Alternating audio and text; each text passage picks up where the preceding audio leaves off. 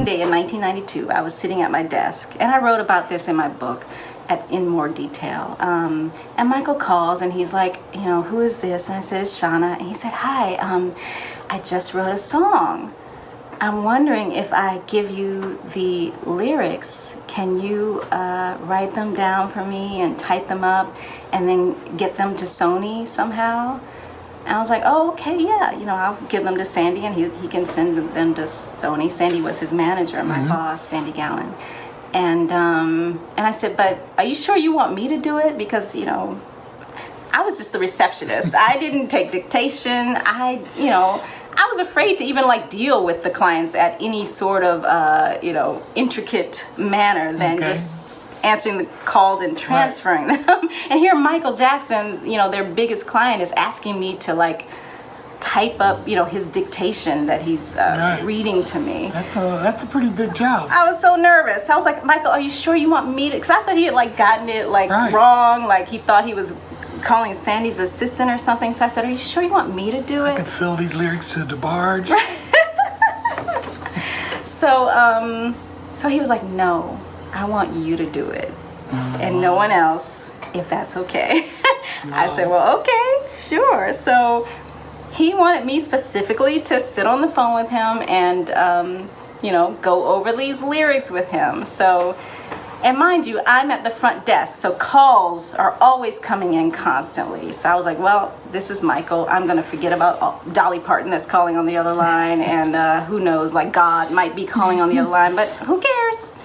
I have Michael here. He wants me to do this thing for him, and I'm just going to have to ignore all those other calls coming in, and hopefully they'll understand, So he starts, so I had to scramble for a pen and a piece of paper, whatever was on my desk, and he waited for me while I did that, and I said, okay, I'm ready. So he starts reading these lyrics, and this song, which was Family Thing, which was leaked this week, but that version was leaked. It was just the track and maybe some background vocals, and he starts reading me these lyrics, and of course it wasn't a normal dictation session.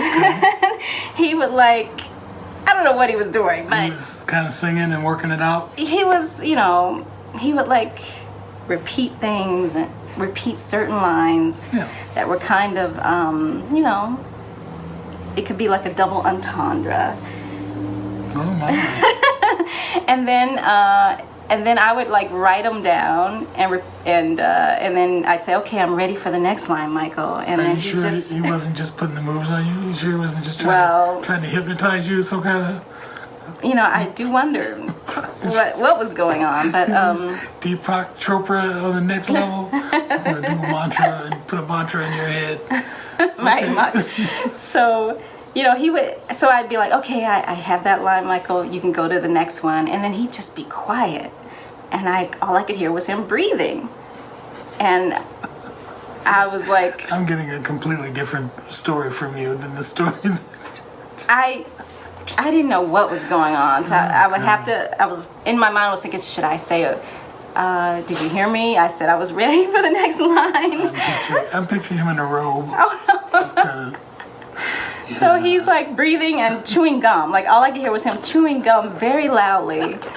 And he just wasn't listening to me, but saying okay, Michael, the next line, I'm ready. It was just just that. Maybe he's in his head, he's in a, imaginative process. Maybe it's a process where he's trying to conjure, this song up.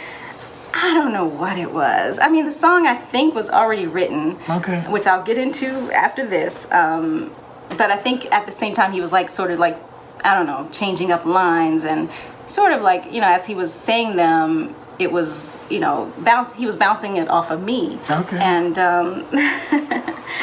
and so when the song was over, he said, so I'd written all the words down. I thought, okay, I have this. This is great. And then when the song was over, he said, could you read it back to me, please? And I was like, oh my God. How long of a process was it between the time he started and the time he asked you to read it back? How many minutes? It was over 30 minutes. It probably was like close to an hour. I'll be generous and just say like over 30 minutes, maybe So somebody 45 must minutes. have picked up your phone by then and said, "Listen, One of our runners had like walked by, and I was like, Sorry, "Can she'll you, call can you you back, she'll take call you over back." this?" Yeah, so I had switched the phone to like another extension. Okay. And I told Michael I was doing it. He understood. Yeah, you would have gotten fired if somebody didn't step in. She's just been Yeah, gone but for they an hour.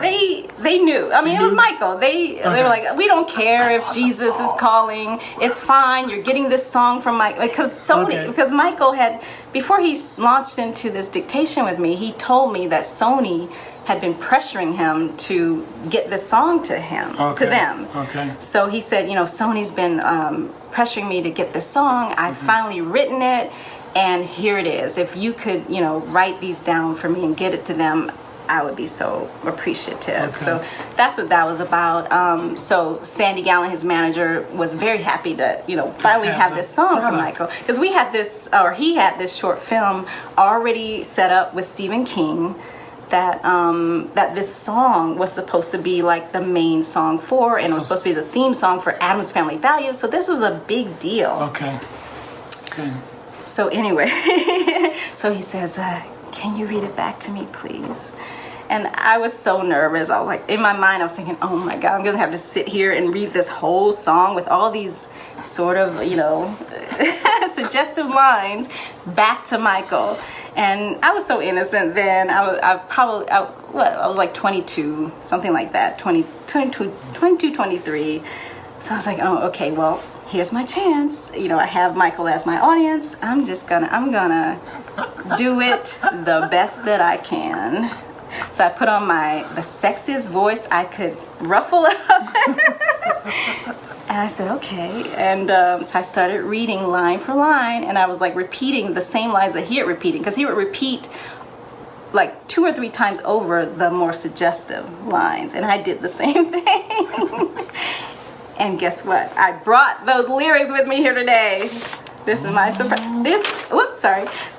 These are my original lyrics, and the original notebook paper that I wrote those lyrics on in 1992. So these are historic pieces of paper right here. This is from 1992. All right, well, read some of it. Let's see. Can you read can you do it in your sexy voice? Let me see.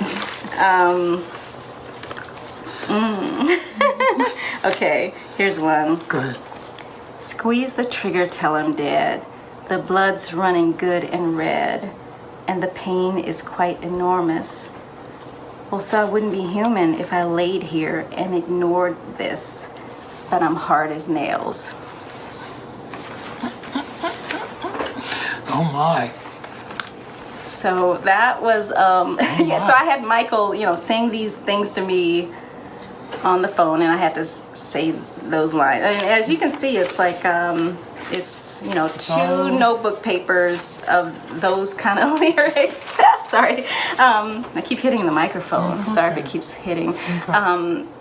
Well, So those things, and then I was like, "Oh, that's why he wanted me to do it and nobody else." Because we had, prior to that, we were kind of like in like a flirty type of situation. yeah, that was my next question.